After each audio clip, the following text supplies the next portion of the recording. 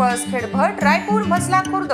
Nursery ते 12वी कला, वाणिज्य, विज्ञान, क्रॉप सायन्स, अबॅकस, नीट, जेईई क्लास प्रवेश देणे सुरू. आजच आपला प्रवेश निश्चित करा. संपर्क 9673862687, 7498712198.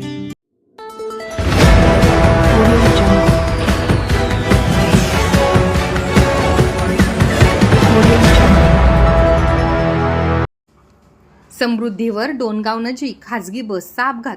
2 प्रवासी जखमी, 54 सुरक्षित. चालकाला डुलकी लागल्याने अपघात झाल्याची माहिती.